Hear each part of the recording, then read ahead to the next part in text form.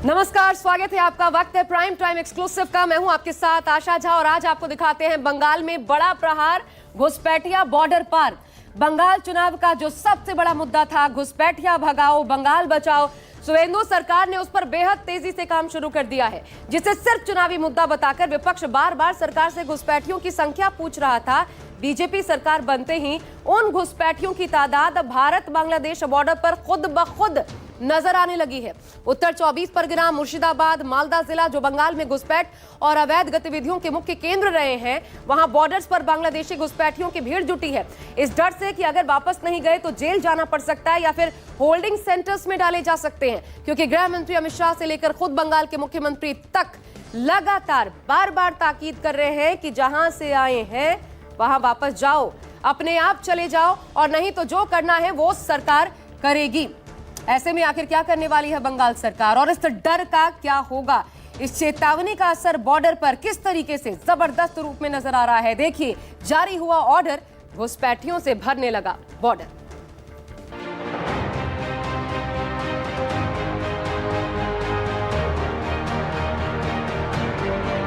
जो घुसपैठ कर अवैध तरीके से आए हैं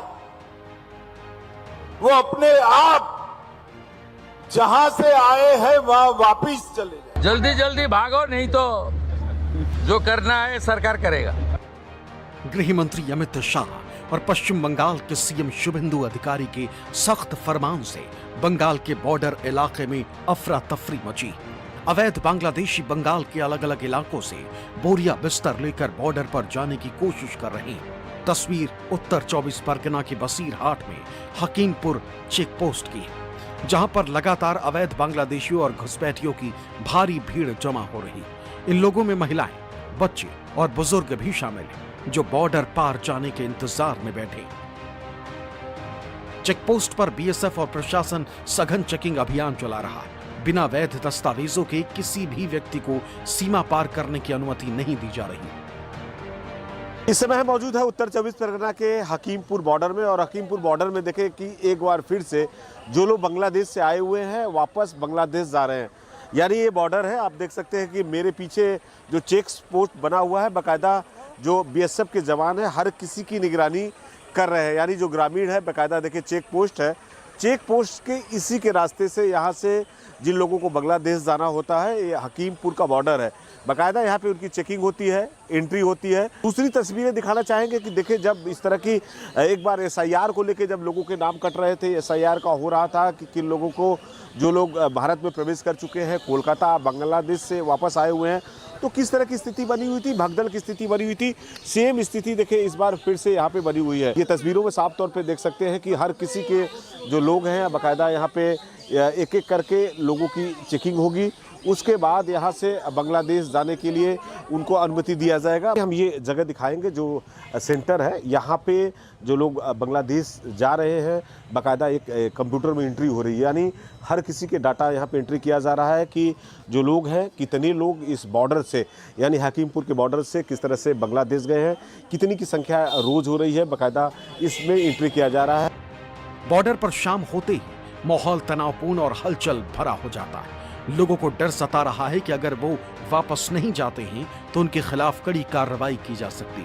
हालांकि गृह मंत्री अमित शाह ने साफ कर दिया है कि अगर घुसपैठिए अपने आप वापस चले जाते हैं तो बंगाल सरकार उन पर कोई केस नहीं करेगी, उनकी मदद करेगी। आज अखबारों में देख रहे हैं कि पहले ममता के शासन में हर रोज घुसपैठ होती थी, अब घुसपैठ करने वाले अपने आप वापिस जाने लगे हैं, अपने आप जाने लगे। हम सब लोग चाहते हैं कि जो घुसपैठ कर अवैध तरीके से आए हैं वो अपने आप जहां से आए हैं वहां वापिस चले जाए। अगर वो अपने आप चले जाते हैं तो बंगाल सरकार भी उन पर कोई केस नहीं करेगी, जाने के लिए उनकी सहायता भी करेगी। गृह मंत्री शाह ने तो भरोसा दिलाया, लेकिन शुभेंदु अधिकारी साफ कह रहे हैं कि जल्द से जल्द भागो। ये सब बांग्लादेशी है, इसको ले लेना चाहिए, लेकिन ये लोग को, पुलिस को हम लोग बता दिया जेल में भेजने का जरूरत नहीं है। देश के रुपया में खाना खाएगा, कपड़ा देगा, मेडिसिन देगा। एक दामाद है ये लोग। जल्दी जल्दी भागो, जल्दी जल्दी भागो, नहीं तो जो करना है सरकार करेगा। बताया जा रहा है कि उत्तर 24 परगना के बसीरहाट में जो बांग्लादेश सीमा से सटा हुआ, वहां सबसे ज्यादा संदिग्ध लोगों की पहचान हुई। कई लोग ऐसे हैं जो लंबे समय से बंगाल के अलग अलग हिस्सों में रह रहे। ऐसे में सरकार के फरमान से अवैध रूप से रह रहे लोगों की मुश्किलें बढ़ी हुई। जो बीएसएफ के जो जवान हैं बाकायदा ये बॉर्डर पे यहाँ पे हर किसी की चेकिंग कर रहे हैं। यहाँ पे जो लोग आ रहे हैं और किसी का हर डॉक्यूमेंट को चेक किया जा रहा है। क्या नाम है आपका? रियाजुल शेख। रियाजुल शेख। रियाजुल, आप बांग्लादेश में ही आपका घर है? बांग्लादेश मतलब पापा का घर है। पापा का घर है। डॉक्यूमेंट कुछ आधार वोटर कुछ है ना, मैं यहाँ पर पैदा हुआ तो मेरा सब कुछ तो होना बनता है। ये मेरा फिर बच्चा क्यों वापस जा रहे हैं बांग्लादेश में? अभी मम्मी पापा का नाम तो नहीं है 2002 लिस्ट में ना। देखिए ये काफ़ी संख्या में, सैकड़ों की संख्या में जो लोग हैं किस तरह से यहाँ आए हैं, कह रहे हैं कि कोई 15 साल से, कोई 20 साल से। 2005 से यहाँ पे 2005 में आए थे, तब से आप यहीं पे थे? वोटर हो गया था, बनाए? मेरा नहीं हुआ, मेरा बाप का हुआ। आपके पिताजी का? पिताजी का हुआ। अच्छा, तो पिताजी कितने लोग हैं आप लोग वापस जा रहे हैं यहाँ से? मेरा पिताजी 2।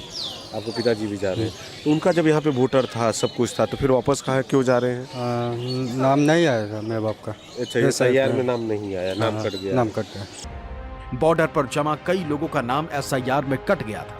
इनमें बड़ी संख्या में महिलाएं और बुजुर्ग भी शामिल हैं। ये महिला तो दूसरी शादी करके बांग्लादेश से भारत आ गई थी, लेकिन इसके पास कोई दस्तावेज नहीं। अब ये बच्चे के साथ चेक पोस्ट पर बैठी। मेरा हस्बैंड शादी करके बांग्लादेश से गए। अच्छा, तो यहाँ भारत का कुछ है आप लोग के पास? नागरिकता कुछ है? ऐसा कुछ भी नहीं है? अच्छा, आपका नाम क्या हुआ? मीतू मंडल। मीतू मंडल। मीतू मंडल।